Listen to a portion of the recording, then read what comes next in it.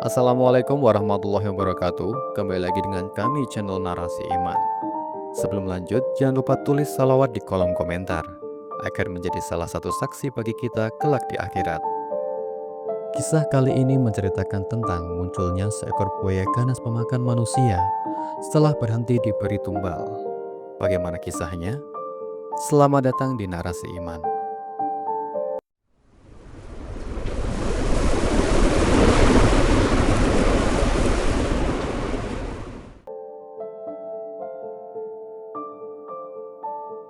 Di sebuah balarium megah, Raja Karangsurya duduk di atas singgasana emasnya. Udara terasa tenang, tetapi guratan di wajah raja menunjukkan kegundahan. Beberapa kali ia memandangi peta besar yang tergantung di dinding. Salah satu titik di peta, tepat di bantaran sungai besar, menjadi sumber keresahan sang raja. Raja pun memanggil Ki Arsah, seorang alim yang dikenal luas karena kebijaksanaannya. Setelah beberapa saat, Ki Arsah datang dengan langkah tenang, mengenakan jubah putih yang sederhana. Dengan membungkukkan badan, ia memberi hormat kepada sang raja. Sang Raja Surya, "Ki Arsah, aku memanggilmu karena ada tugas penting yang hanya bisa kamu emban. Aku tahu engkau memiliki kesabaran dan kebijaksanaan yang luar biasa. Oleh sebab itu, aku ingin menugaskanmu ke sebuah tempat di pedalaman, Kampung Telaga Buaya." Ki Arsah mengangguk perlahan, lalu menjawab dengan suara tenang, "Hamba mendengar tintah paduka. Kampung Telaga Buaya, bukankah itu kampung di bantaran sungai besar yang terkenal dengan adat istiadatnya?" Raja pun mengangguk, wajahnya serius. "Raja Karangsurya, benar, kampung itu masih memegang tradisi lama yang melibatkan pengorbanan manusia sebagai sesaji bagi penguasa sungai, Buaya Agung Wisesa. Sebagai raja, aku ingin mereka mengenal ajaran Islam agar mereka dapat hidup dengan penuh kedamaian. Tetapi aku tahu ini tidak akan mudah. Penduduk di sana sangatlah takut melanggar adat." Ki Arsah menghela napas sejenak, lalu berkata,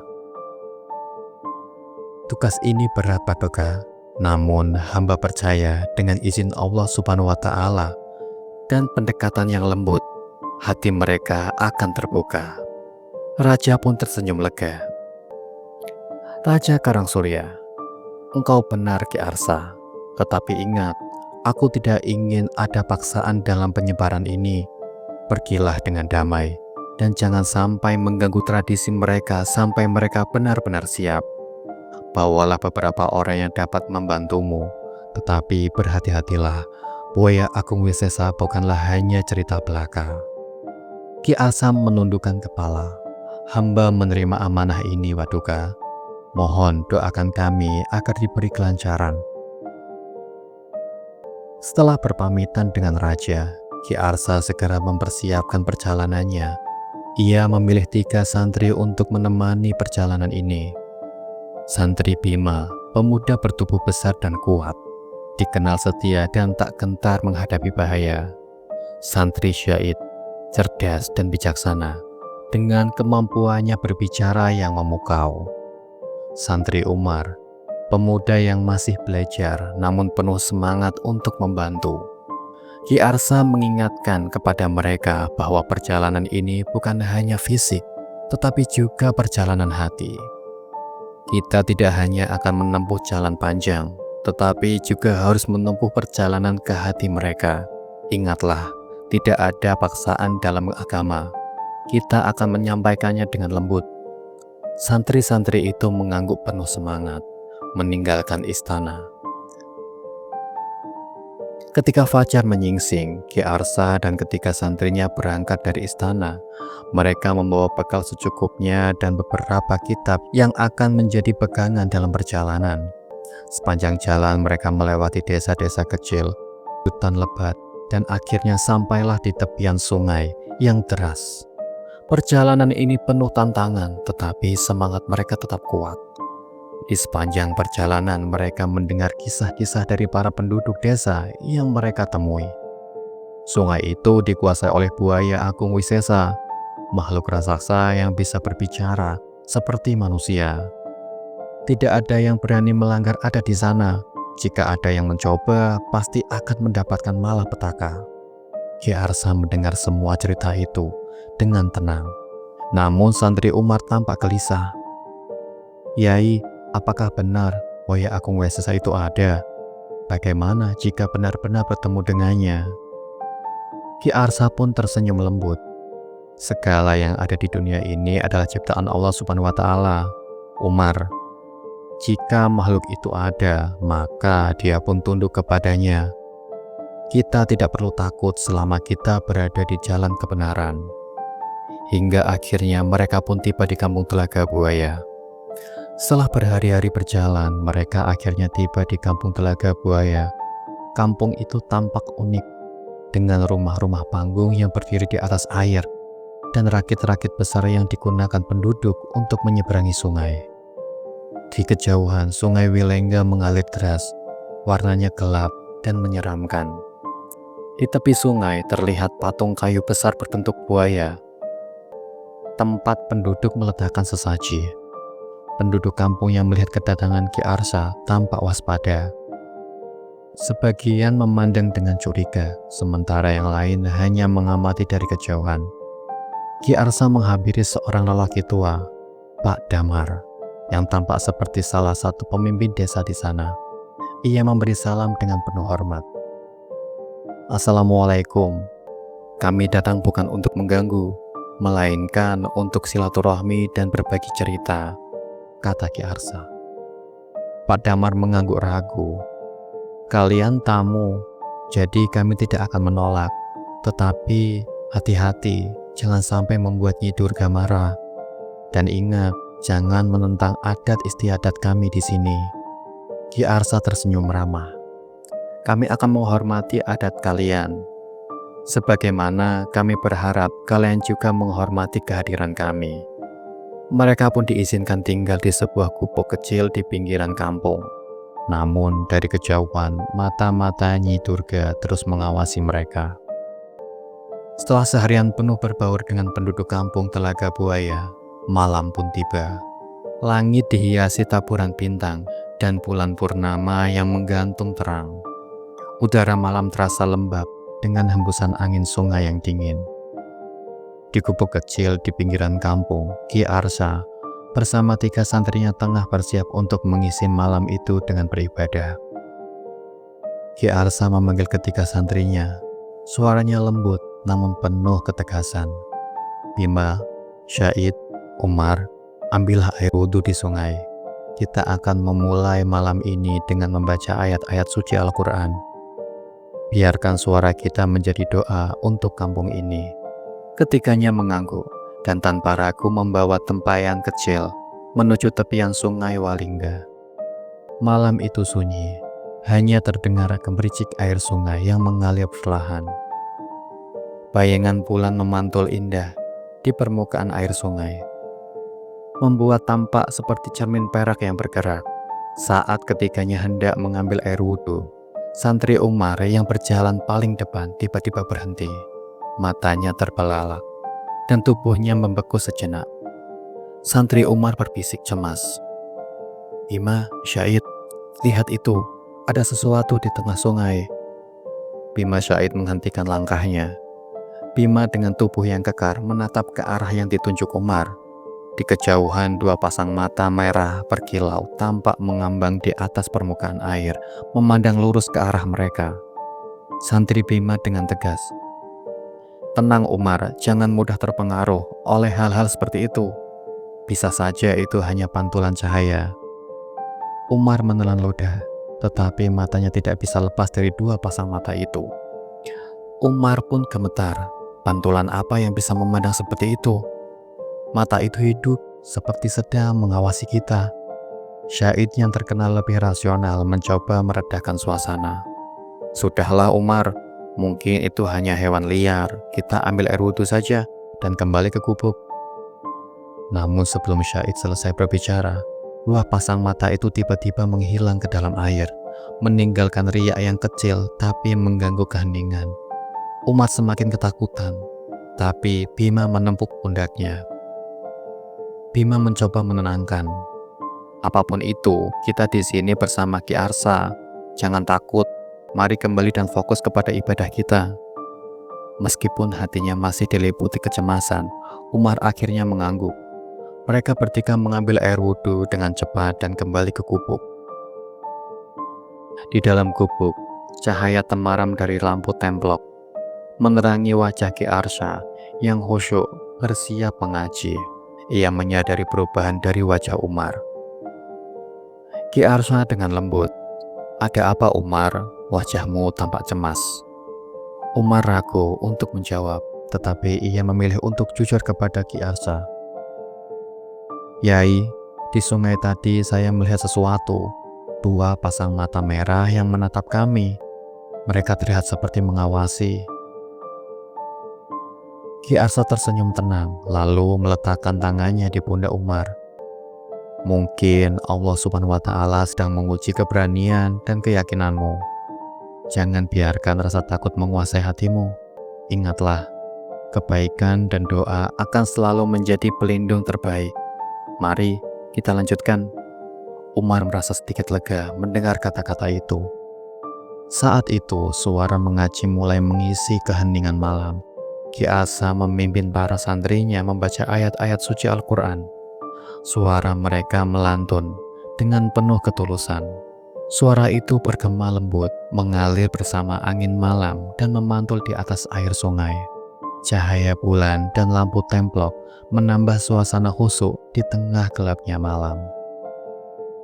Di sebuah rumah panggung tak jauh dari gubuk, Pak Damar sedang duduk di tikar bersama istrinya, Umira, sambil menikmati segelas teh hangat. Suara mengaji itu terdengar jelas hingga ke rumah mereka, memecah kesunyian malam yang biasanya hanya diisi suara jangkrik dan gemericik air sungai. Pak Damar menghentikan obrolannya sejenak, matanya menerawang mendengar suara tersebut.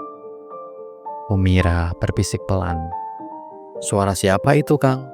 Lantunannya begitu indah, seperti membawa kedamaian." Pak Damar mengangguk pelan, tatapannya serius. "Itu pasti suara tamu kita, Ki Arsa dan santri-santrinya. Aku heran, baru kali ini ada suara yang begitu menenangkan di kampung kita." Umira tersenyum kecil lalu menambahkan, "Jika suara itu saja bisa membuat hati tentram, bagaimana ajaran yang mereka bawa ya, Kang?" Pak Damar terdiam, pikirannya melayang. Ia merasa ada sesuatu yang berbeda dengan kehadiran Ki Arsa di kampung mereka. Sebuah malam yang menggetarkan. Sementara itu, di sisi sungai, bayangan dua pasang mata merah yang dilihat Umar muncul kembali. Kali ini mereka muncul lebih dekat ke tepi, mengintip dari balik gulma sungai. Namun suara lantunan Al-Quran membuat bayangan itu perlahan mundur ke dalam kegelapan air, seolah suara tersebut mengusir keberadaan mereka. 1 bulan telah berlalu sejak Ki Arsa dan para santrinya tiba di kampung Telaga Buaya. Di gubuk kecil tempat mereka tinggal, kini suasana selalu ramai setiap malam.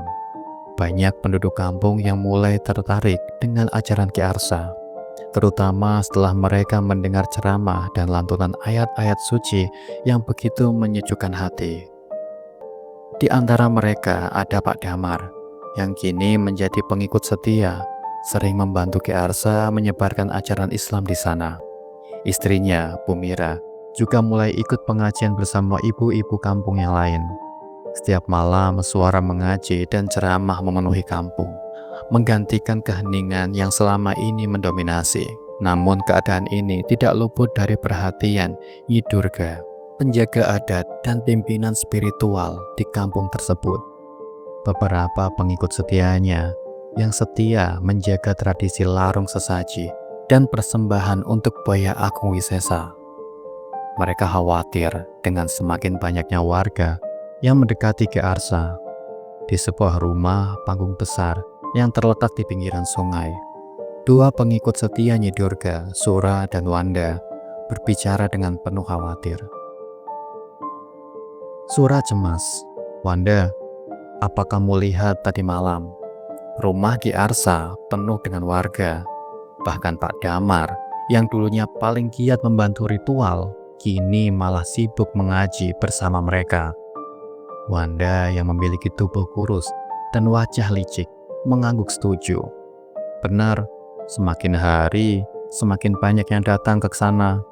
Kalau begini terus, siapa lagi yang akan membantu kita menyiapkan persembahan untuk Buaya Agung? Aku khawatir Nyi Durga tidak akan senang." Sura menggertakkan giginya. "Kita harus melapor. Hanya Nyi Durga yang bisa memberi pencerahan."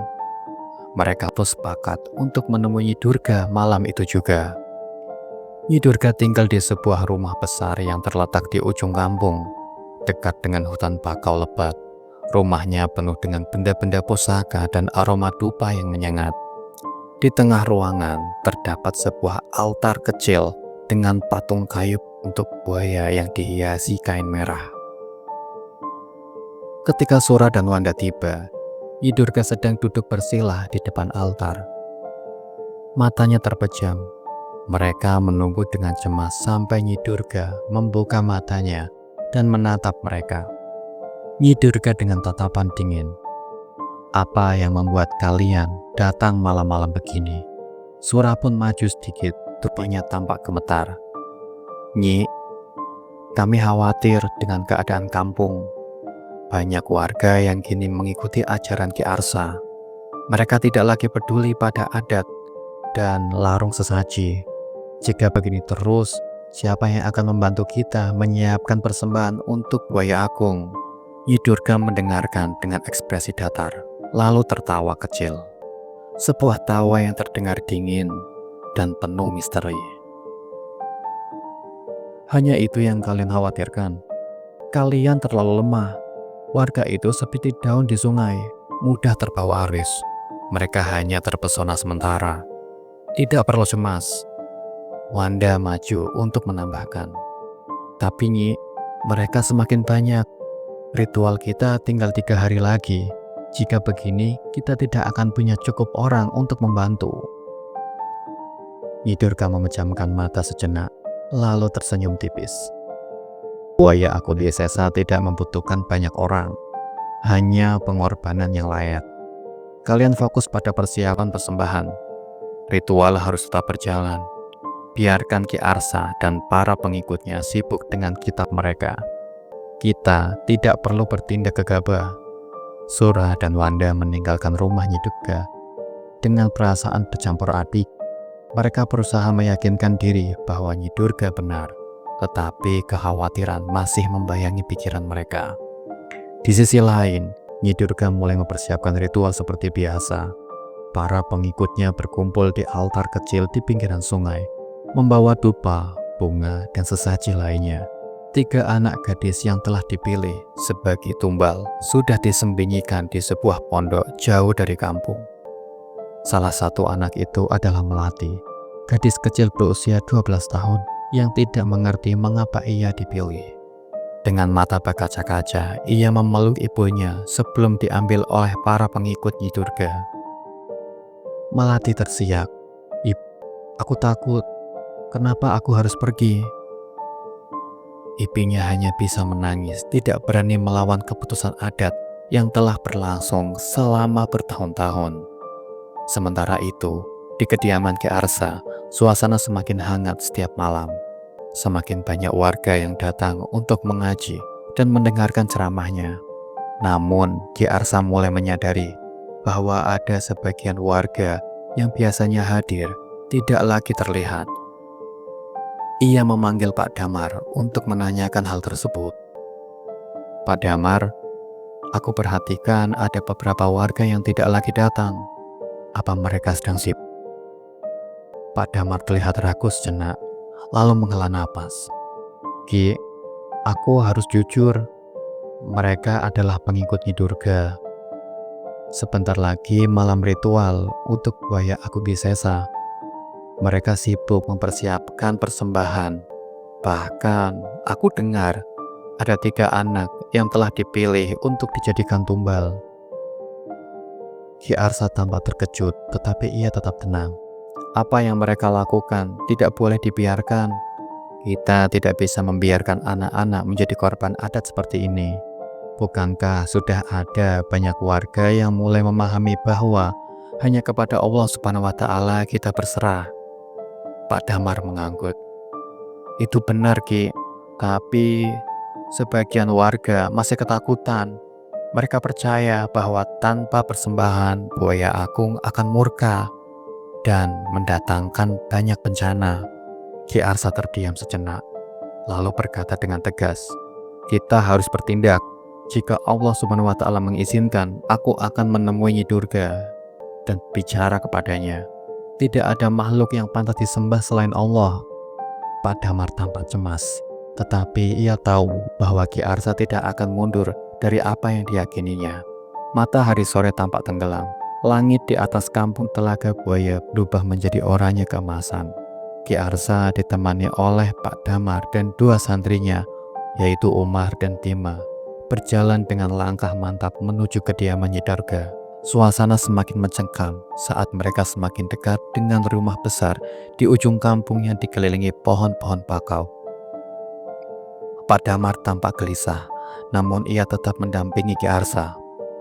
Pak Damar berbisik, "Ki Arsa, aku khawatir kita akan menghadapi masalah besar. Nyi Durga tidak dikenal sebagai orang mudah diajak bicara, apalagi soal adat." Ki Arsa mencoba menenangkan. "Pak Damar, keyakinan kita harus lebih besar dari rasa takut kita. Tidak ada adat yang lebih tinggi dari keadilan dan kebenaran. Allah akan bersama kita." Pak Damar hanya mengangguk, meski di dalam hatinya masih diliputi kekhawatiran. Sesampainya di depan rumah, dua pengikutnya Durga, Sora dan Wanda, menyambut mereka dengan tatapan curiga. Sora berkata, "Apa tujuan kalian datang ke sini?" Ki Arsa pun menjawab, "Kami ingin bertemu dengan Nyi Durga. Ada hal penting yang ingin kami bicarakan." Setelah saling pandang dengan ragu, Sora akhirnya mengangguk dan mempersilahkan mereka masuk. Di dalam rumah, Nyi Durga sudah menunggu. Ia duduk di kursi kayu besar dengan hiasan ukiran buaya, sementara di sekitarnya ada asap yang mengepul. Tatapannya tajam, namun senyumnya tipis, seolah sudah tahu apa yang akan dibicarakan tamunya. Nyi Durga dengan tatapan sinis, "Ah, tamu kita akhirnya datang. Silahkan duduk. Aku yakin kedatangan kalian bukan tanpa alasan." Ki Arsa dan dua santrinya duduk di kursi anyaman bambu, sementara Pak Damar tetap berdiri di belakang mereka. Setelah beberapa saat hening, Ki Arsa memulai pembicaraan. "Nyi Durga, kami datang dengan niat baik. Kami mendengar bahwa besok malam akan diadakan ritual persembahan kepada buaya agung. Kami mohon dengan sangat agar Nyi Durga melepaskan ketiga gadis yang telah dipilih sebagai tumbal." Wajah Nyi Durga berubah dingin, namun senyum sinis tetap menghiasi bibirnya. "Ki Arsa, apakah kau sadar apa yang kamu minta? Adat ini telah berlangsung selama bertahun-tahun. Persembahan ini bukannya tradisi, tapi cara kami menjaga keharmonisan dengan buaya agung. Jika ritual ini dibatalkan, siapa yang akan bertanggung jawab atas kemarahan yang akan mungkin terjadi?" Pak Damar memberanikan diri untuk berbicara. "Nyi, kami percaya bahwa tidak ada makhluk yang bisa mencelakai kita tanpa kehendak Tuhan. Gadis-gadis itu tidak bersalah. Mereka tidak seharusnya menjadi korban." Nyi Durga pun tertawa kecil, tawanya penuh dengan ejekan. "Kalian ini memang keras kepala. Tapi baiklah, aku akan mendengarkan penawaran kalian. Jika aku setuju membebaskan mereka dan besok sungai murka, banjir, buaya mengamuk, atau bencana lainnya, apakah kalian siap menanggung akibatnya? Aku tidak akan ikut campur. Aku tidak mau nama dan reputasiku hancur karena keputusan kalian." Ki Arsa menatap Nyi Durga dengan penuh keyakinan. Ki Arsa dengan tegas, "Saya bersedia bertanggung jawab, Nyi Durga. Tidak ada yang perlu ditakutkan selain Allah Subhanahu wa Ta'ala. Jika terjadi sesuatu, saya akan menanggung semua konsekuensinya. Umar, salah satu santri Ki Arsa, ikut angkat bicara. Kami semua siap menghadapi apapun, Nyi. Tapi kami yakin tidak akan ada bencana, sebab Allah tidak akan membiarkan kezaliman berlangsung. Nyi Durga memejamkan matanya sejenak, seolah berpikir. Kemudian ia membuka mata. Tatapannya tetap tajam, namun kali ini lebih serius. Baiklah Ki Arsa, jika itu yang kau inginkan, aku akan membebaskan ketiga gadis itu. Tapi ingat, mulai sekarang aku lepas tangan. Jika sesuatu yang buruk terjadi, aku tidak ingin mendengar satupun warga kampung ini menyalahkanku. Ki Arsa mengangguk dan tersenyum tipis. Terima kasih Nyi Durga, keputusan ini akan membawa kebaikan bagi semua orang. Nyi Durga menyandarkan tubuhnya ke kursi, seolah tidak peduli lagi. Kita lihat saja nanti, Ki.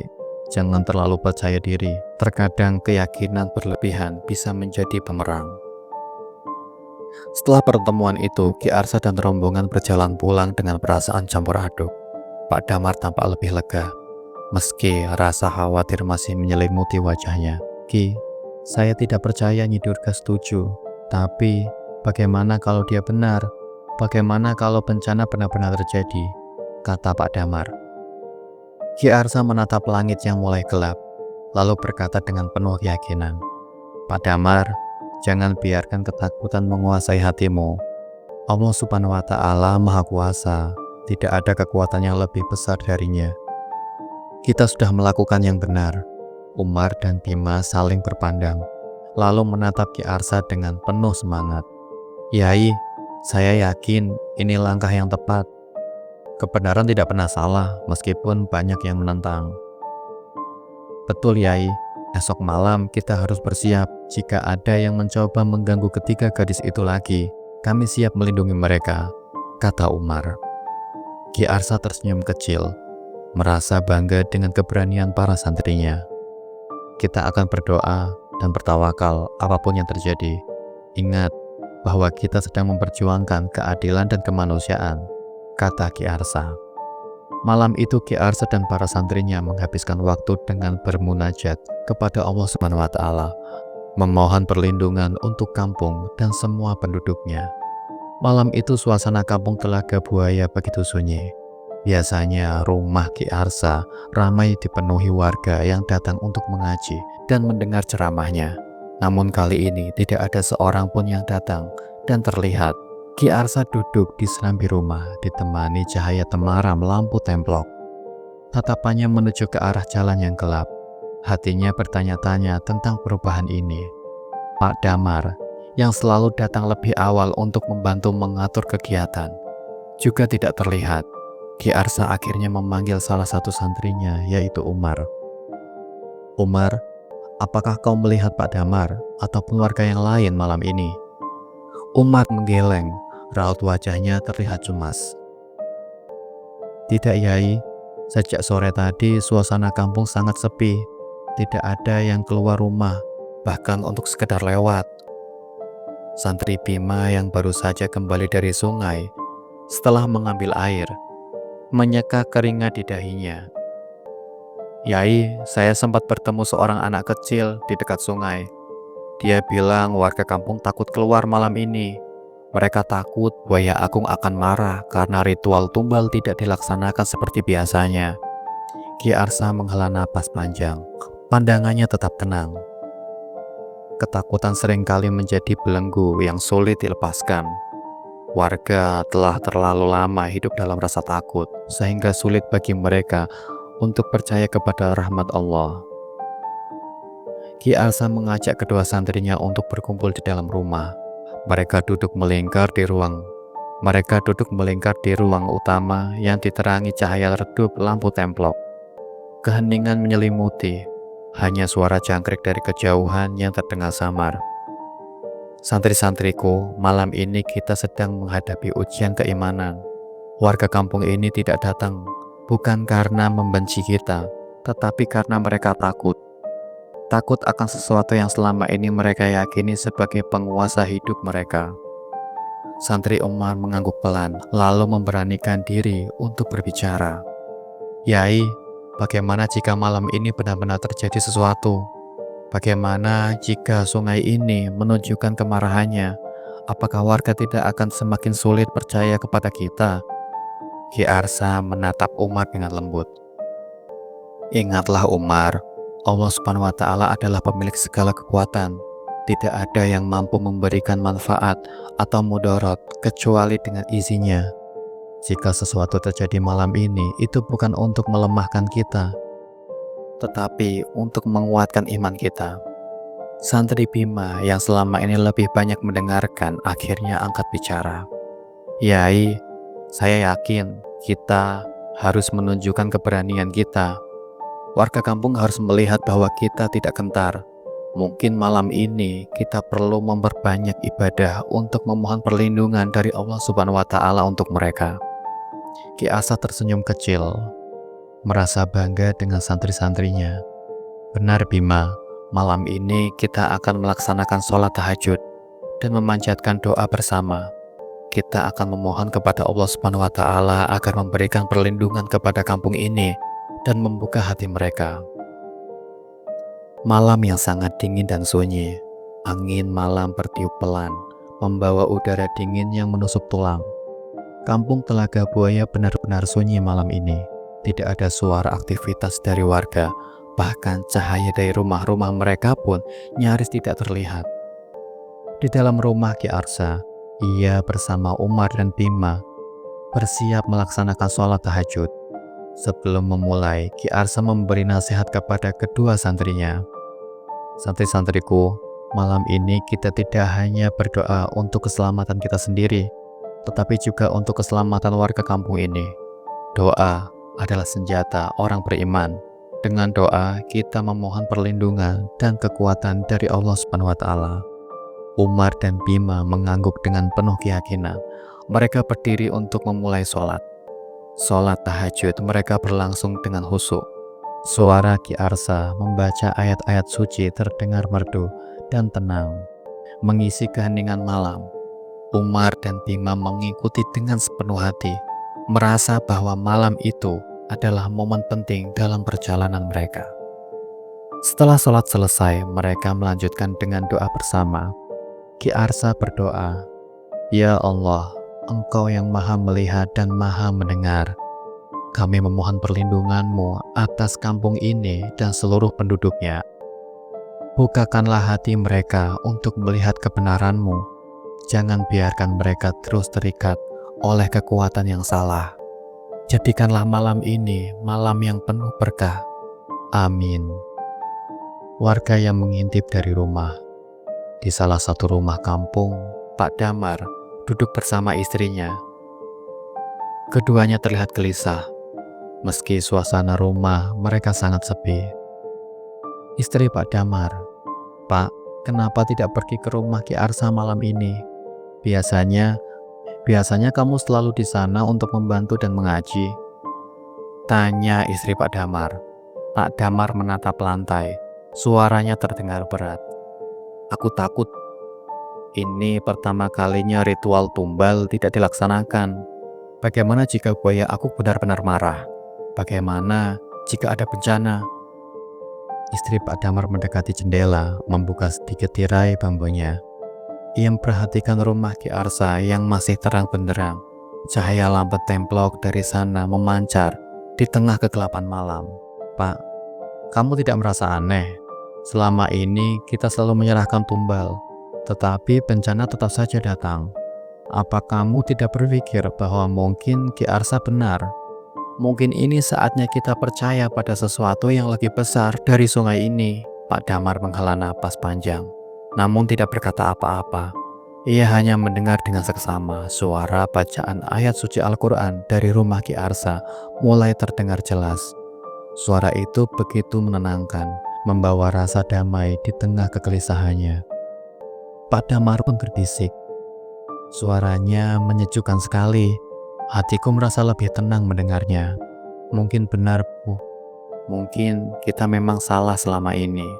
Ketika malam semakin larut, suara bacaan ayat suci Al-Quran dari rumah Ki Arsa terus bergema, mengisi kesunyian kampung yang diliputi ketakutan. Warga yang sebelumnya gelisah perlahan-lahan merasa tenang, meskipun mereka tetap berdiam di rumah masing-masing. Di rumah Ki Arsa, ia berdiri di serambi, menatap langit malam yang dipenuhi bintang. Udara dingin tidak membuatnya gentar. Ia menutup matanya sejenak, berdoa dalam hati, "Ya Allah, Engkau yang maha memiliki segala sesuatu. Jadikan malam ini awal dari perubahan yang lebih baik bagi kampung ini. Tuntunlah kami dalam menebarkan kebenaran-Mu." Malam itu berakhir dalam kedamaian. Meski pertanda sesuatu yang besar seolah menggantung di udara, malam itu berakhir dalam kedamaian. Suasana pagi hari, semua warga terlihat bahagia. Tidak terjadi apapun. Apa yang mereka takutkan selama ini tidak terjadi. Padahal jelas-jelas mereka sudah tidak lagi melakukan ritual larung sesaji ataupun menghantarkan tumbal untuk penguasa sungai. Mereka pun merasa lega. Akhirnya mereka pun merasa lega. Mereka pun keluar melakukan aktivitas seperti pada biasanya, karena mereka merasa sudah aman dan tidak ada lagi ancaman dari sungai. Kini mereka merasa apa yang dikatakan Ki Arsa semuanya benar. Namun, di hari keempat, sesuatu yang tidak terduga terjadi. Siang itu matahari bersinar terik dan angin berhembus pelan di sekitar sungai. Sebuah perahu yang membawa 10 warga tengah menyeberangi sungai untuk mengangkut hasil panen. Tiba-tiba dari arah tengah sungai muncul seekor buaya besar dengan kulit hitam mengkilap. Matanya berkilau merah menyala. Teriakan warga di atas perahu, "Astaga, buaya besar, cepat dayung perahu ini!" Buaya besar itu melesat dengan kecepatan yang mengejutkan, menghantam perahu hingga terguling di tengah sungai. Warga yang berada di pinggiran sungai hanya bisa berteriak histeris melihat kejadian itu. "Tolong, tolong, mereka diserang buaya," kata Pak Roso. "Lihat, buaya itu menarik mereka ke dasar sungai," kata Pak Dano yang teriak histeris. Santri Umar dan Bima yang berada tidak jauh dari lokasi segera berlari ke arah kerumunan warga. Mereka menyaksikan dengan mata kepala mereka sendiri bagaimana 6 dari 10 warga yang berada di perahu hilang ke dasar sungai. Sementara keempat lainnya berhasil berenang ke tepian dengan tubuh gemetar. "Ya Allah, ini mengerikan. Apa yang harus kita lakukan, Kak Bima?" tanya santri Umar. "Kita harus segera memberitahu Ki Arsa," kata Bima.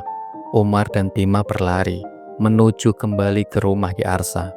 Sementara warga yang selamat dari serangan itu menangis histeris di pinggiran sungai. Sore harinya, berita tentang serangan buaya besar sudah menyebar ke seluruh kampung. Warga yang sebelumnya mulai percaya kepada Ki Arsa kini kembali diliputi ketakutan. Di kediaman Nyi Durga, beberapa pengikutnya berkumpul untuk membahas kejadian tersebut. "Nyai, ini semua karena tidak ada persembahan tahun ini. Oh ya, aku marah," kata pengikut Nyi Durga. "Aku sudah bilang kepada mereka, jangan melawan adat. Dan kini lihatlah apa yang terjadi. Ini baru awal, buaya itu akan lebih marah lagi," kata Nyi Durga.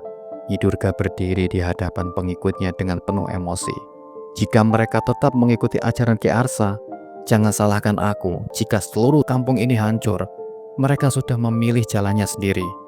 Sementara itu di rumah Ki Arsa, suasana terasa tegang. Umar dan Bima melaporkan kejadian tersebut dengan raut wajah penuh kecemasan. "Yai, 6 orang hilang, 4 lainnya selamat, tetapi mereka ketakutan setengah mati. Warga kembali menyalahkan kita. Bahkan Nyi Durga mengatakan ini adalah akibat dari kita tidak melakukan persembahan." Ki Arsa menundukkan kepala, merenung dalam diam. Setelah beberapa saat, ia bangkit berdiri dengan tekad yang kuat. "Malam ini, aku akan mendatangi buaya itu sendiri." Umar dan Bima terkejut mendengar keputusan itu. "Yai, itu terlalu berbahaya. Kami tidak bisa membiarkan Yai pergi sendirian." "Ini bukan tentang keberanian, Bima. Ini adalah tanggung jawabku. Aku telah meyakinkan warga untuk meninggalkan adat lama mereka. Jika sekarang mereka dirundung ketakutan, maka aku harus menunjukkan bahwa iman kepada Allah mampu mengalahkan ketakutan itu." Malam pun tiba. Seluruh warga kampung berkumpul di pinggir sungai, membawa obor untuk menerangi area tersebut. Mereka ingin menyaksikan apa yang akan dilakukan Ki Arsa. Berapa terlihat berharap, namun lebih banyak yang diliputi kecemasan. Ki Arsa berdiri di depan perahu kecil yang sudah disiapkan. Ia memegang tasbih di tangannya. Wajahnya terlihat tenang meskipun situasi sangatlah genting. Umar dan Bima menghampiri. "Yai, biarkan kami menemani Yai. Jangan pergi sendirian," kata Umar. "Tidak usah Umar, tugas kalian adalah tetap di sini bersama warga. Pimpin mereka untuk berzikir. Doakan aku agar Allah Subhanahu wa Ta'ala memberikan pertolongan." Kedua santrinya terdiam. Meski mereka ingin memaksa, mereka tahu tekad Ki Arsa sudah bulat. "Ingatlah, gunakan zikir sebagai senjata kita. Bacalah kalimat-kalimat Allah Subhanahu wa Ta'ala dengan sepenuh hati, dan yakinlah bahwa Dia mendengarkan doa kita." Santri Umar dan Bima akhirnya memimpin warga untuk berzikir di pinggiran sungai. Sementara Ki Arsa naik ke perahu kecil. Ia mulai mendayung dengan pelan, mengarahkan ke tengah sungai yang gelap. Perahu kecil itu meluncur perlahan di atas sungai yang tenang, namun menyimpan kengerian. Ki Arsa memegang tasbihnya erat-erat. Mulutnya terus berzikir. "La haula wala quwata illa billah. Allahu Akbar." Di kejauhan, mata buaya besar mulai terlihat, memancarkan kilatan merah di tengah kegelapan. Ki Arsa terus melantunkan zikirnya dengan suara yang semakin lantang. Di pinggir sungai, warga menahan napas melihat perahu Ki Arsa semakin mendekati area yang diyakini sebagai sarang buaya agung. Mereka hanya bisa berharap dalam ketegangan yang mencengkam. Malam itu, kampung Telaga Buaya dipenuhi dengan suasana mencekam. Semua warga berkumpul di pinggir sungai. Mata mereka tertuju kepada perahu kecil yang membawa Ki Arsa ke tengah sungai. Obor kecil di perahu itu menjadi satu-satunya cahaya yang terlihat di tengah kegelapan sungai. Santri Umar dan Bima terus memimpin warga berzikir dengan suara lirih namun penuh keyakinan, mengiringi langkah Kiai Arsa yang semakin mendekati wilayah yang dianggap sebagai sarang buaya. Waktu terus berlalu, hampir 1 jam berlalu tanpa tanda-tanda apapun. Namun tiba-tiba udara di sekitar sungai berubah. Angin dingin menghembus kencang, membuat bulu kuduk warga berdiri. Dari kejauhan, 2 pasang mata merah menyala muncul dari dalam air, perlahan mendekati perahu Ki Arsa. "Astaga, itu matanya. Buaya besar itu benar-benar ada," kata Pak Danu. "Ki Arsa, kembalilah, jangan teruskan," kata Pak Roso panik. Namun Ki Arsa tetap tenang di atas perahunya dengan tasbih di tangan. Ia terus berzikir, memohon perlindungan dari Allah Subhanahu wa Ta'ala. Ketika kedua pasang mata itu semakin dekat, tiba-tiba terdengar suara berat, dalam, dan bergema di seluruh sungai. Suara itu terdengar bukan dari mulut, melainkan langsung menghantam telinga dan hati mereka yang mendengarnya. "Manusia tua, sungguh berani kamu menghantarkan nyawamu langsung ke wilayahku. Apa yang kau cari di sini?" kata penguasa sungai. Suara itu begitu menyeramkan hingga beberapa warga di pinggir sungai berlutut ketakutan. Namun Ki Arsa tetap tenang. Ia memegang tasbihnya lebih erat. Pandangannya mengarah ke air, di mana kedua pasang mata itu berada. "Aku datang bukan untuk menyerahkan nyawaku, tapi untuk meminta bangsa buaya berhenti mengganggu warga kampung ini. Sudahlah, cukup darah yang kalian tuntut selama bertahun-tahun. Ini saatnya kita hidup berdampingan tanpa rasa takut." Dari dalam air muncul kepala seekor buaya raksasa berkulit hitam. Kulitnya hitam legam, matanya merah menyala, dan tubuhnya tampak seperti monster yang sulit dipercaya keberadaannya. Bersamanya muncul buaya lain yang ukurannya sedikit lebih kecil namun tidak kalah mengerikan. "Hidup berdampingan katamu?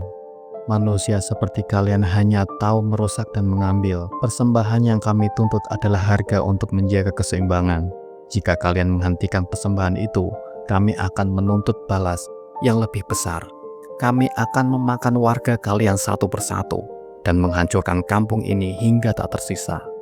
Ki Asa menggelengkan kepala, tetap tenang meskipun ancaman itu terdengar sangat mengerikan. Keseimbangan tidak dibangun dengan rasa takut dan darah. Kalian adalah makhluk Allah seperti kami. Allah tidak menciptakan kita untuk saling memangsa tanpa alasan. Aku tidak akan membiarkan warga terus hidup dalam ketakutan hanya karena ancamanmu. Buaya besar itu menggeram, suaranya bergema di seluruh sungai. Kau berani menantangku manusia tua? Jangan pikir zikirmu itu bisa melindungimu selamanya. Aku adalah penguasa sungai ini, dan tidak ada yang bisa melawanku. Ki Arsa tersenyum tipis tetap memegang tasbihnya dengan erat. Aku tidak melawanmu dengan kekuatanku sendiri. Aku berdiri di sini atas nama Allah, yang Maha Pengasih dan Maha Kuasa. Jika kau merasa lebih kuat, maka buktikanlah. Di pinggiran sungai, warga menyaksikan kejadian itu dengan ketakutan yang mendalam. Mereka tidak bisa mendengar dengan jelas apa yang dibicarakan. Namun mereka melihat gerak-gerik Ki Arsa dan kedua buaya raksasa itu. Apa yang sedang dilakukan Ki Arsa? Apa dia sedang berbicara dengan buaya itu? Kata Pak Danu. Lihat buaya besar itu semakin mendekat. Ki Arsa pasti dalam bahaya, kata Pak Sosro menambahi. Santri Umar dan Tima tetap teguh memimpin zikir, meskipun wajah mereka juga dipenuhi kecemasan. Semua tetap berzikir, doakan Ki Arsa agar Allah Subhanahu wa Ta'ala melindunginya. Yai tahu apa yang ia lakukan, percayalah, Allah tidak akan meninggalkannya, kata Santri Bima. Pertempuran melawan buaya penguasa sungai. Buaya besar itu mendekatkan tubuhnya ke perahu Ki Arsa, menampakkan rahangnya yang besar dan tajam. Ini adalah peringatan terakhirku manusia, pergilah, atau aku akan membuatmu menyesal. Namun Ki Arsa tetap di tempatnya. Ia mengangkat tasbihnya lalu menatap langsung ke mata buaya itu. Jika itu keputusanmu, maka aku tidak akan mundur. Aku hanya meminta pertolongan dari Allah Subhanahu wa Ta'ala, yang Maha Kuat dan Maha Perkasa. Tiba-tiba buaya itu menyerang perahu Ki Arsa dengan kecepatan luar biasa, menghantamnya dengan ekor raksasanya. Namun perahu itu tidak terbalik. Ki Arsa tetap berdiri, melantunkan zikir dengan suara lantang. Allahu Akbar, la haula wa la quwata illa billah. Dengan satu gerakan cepat, Ki Arsa menyabetkan tasbihnya ke permukaan air. Terdengar suara gemuruh yang begitu keras, seperti ledakan petir yang menghantam bumi. Air sungai bergejolak, menciptakan gelombang besar yang membuat semua warga di pinggiran sungai terkejut. Apa yang terjadi? Lihat airnya, gemuruhnya seperti badai, kata warga. Kedua buaya besar itu tampak terguncang, terlempar mundur oleh gelombang air yang dihasilkan. Mata merah mereka menyala lebih terang, namun kini terlihat ada keraguan di dalamnya. Setelah pertarungan sengit dan adu argumen yang panjang, suasana di tengah sungai akhirnya mulai mereda. Penguasa sungai yang tadinya penuh amarah kini tampak lebih tenang, meskipun aura wibawa dan kekuatan dari sosoknya tetap terasa. Dua pasang mata merah menyala di air perlahan mendekati perahu Ki Arsa untuk terakhir kalinya. Manusia tua, aku mengakui keberanian dan keyakinanmu. Aku tidak seperti manusia lain yang hanya tahu menyerang atau melarikan diri. Baiklah, aku akan menerima permintaanmu. Namun, aku punya syarat yang harus kalian penuhi. Ki Arsa mengangguk mendengarkan dengan seksama. Mulai saat ini, aku tidak akan meminta tumbal 3 gadis lagi. Tapi sebagai gantinya, setiap setahun sekali harus memberikan 3 kepala kerbau untuk dilarung ke sungai ini. Itu adalah bentuk penghormatan kepada kami, penghuni sungai, dan sebagai sedekah kepada semua makhluk yang hidup di sini. Ki Arsa terdiam sejenak, lalu menundukkan kepala dengan rasa syukur. Aku menerima syaratmu, tapi ingat, ini bukan persembahan untukmu atau siapapun. Ini adalah bentuk sedekah atas nama Allah yang menciptakan kita semua. Semoga ini membawa keberkahan bagi kami dan menjaga kedamaian antara manusia dan penghuni sungai. Penguasa sungai menggeram pelan, lalu menyelam perlahan ke dalam air, menghilang bersama buaya lainnya. Suara gemuruh air yang sempat menggetarkan kampung kini mereda. meninggalkan ketenangan yang menyelimuti seluruh sungai. Perahu kecil Ki Arsha kembali ke tepi sungai, di mana warga sudah menunggu dengan cemas. Opor-opor yang menyala di tepi sungai memantulkan bayangan bergetar di permukaan air. Santri Umar dan Bima segera berlari menghampiri Ki Arsha, membantu beliau turun dari perahu. "Yai, bagaimana hasilnya? Apa yang terjadi?" tanya Santri Umar. "Apakah mereka menerimanya, Yai?" kata Bima. Ki Arsha tersenyum tipis. Kelelahan jelas terlihat di wajahnya, namun ada ketenangan yang memancar dari sorot matanya. Ia mengangkat tangan, memberi isyarat kepada semua warga untuk berkumpul. "Saudara-saudaraku, tenanglah. Alhamdulillah, semuanya telah selesai. Penguasa sungai menerima permintaan kita. Tidak ada lagi tumbal anak gadis yang akan diminta, tapi ada syarat yang harus kita jalankan bersama." Warga yang tadinya tegang kini mulai menunjukkan rasa lega, meskipun rasa penasaran masih menyelimuti mereka. Kepala desa Pak Damar maju ke depan. "Apa syaratnya itu, Ki? Katakan, kami akan menjalankannya, jika itu demi keselamatan kampung ini." Ki Arsha menghela napas, lalu menjelaskan dengan suara tegas. "Setiap tahun kita harus mengadakan selamatan besar. Kita akan menyembelih 3 ekor kerbau sebagai bentuk sedekah. Kepalanya akan kita larung ke sungai. Untuk para makhluk Allah yang hidup di sana, termasuk buaya-buaya itu. Ini bukan persembahan, tapi tanda syukur kita dan sedekah kepada Sang Pencipta." Warga saling pandang, sebagian besar tampak lega. Mereka tahu bahwa menyembelih kerbau jauh lebih ringan daripada menyerahkan nyawa anak-anak mereka. Namun ada juga yang masih ragu. "Jadi tidak akan ada lagi tumbal manusia?" tanya Pak Danu. "Tidak akan ada lagi. Insya Allah selama kita menaati perjanjian ini dan tetap berdoa kepada Allah Subhanahu wa Ta'ala, kampung kita akan aman dari gangguan. 3 kepala kerbau bukanlah masalah, lebih baik daripada anak gadis kita," kata Pak Danu. "Iya, Ki Arsha benar. Kita harus menjaga kesepakatan ini demi kebaikan bersama." Pak Damar menepuk bahu Ki Arsha dengan penuh rasa terima kasih. "Ki, terima kasih atas semua yang telah dilakukan. Kami semua berhutang nyawa kepadamu. Selamatan ini akan menjadi tradisi baru yang membawa keberkahan, bukan lagi ketakutan." Keesokan harinya warga kampung kembali menjalani aktivitas mereka dengan tenang. Ketakutan yang selama ini membayangi mereka mulai hilang. Mereka bahkan mulai mengadakan persiapan untuk selamatan pertama dengan menyembelih 3 ekor kerbau dan melarung kepalanya ke sungai. Di malam hari, suasana di rumah Ki Arsha penuh dengan kebahagiaan. Beberapa warga datang untuk mengucapkan terima kasih dan mendalami ilmu agama. Santri Umar dan Bima tersenyum. Mereka bangga bahwa perjuangan mereka bersama Ki Arsha telah membawa perubahan besar bagi kampung itu.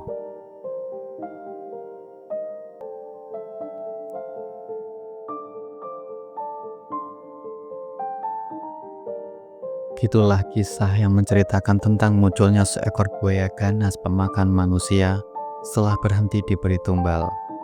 Bagi kalian semua, jangan lupa like, komen, dan subscribe channel ini. Sekian dari saya. Wassalamualaikum warahmatullahi wabarakatuh.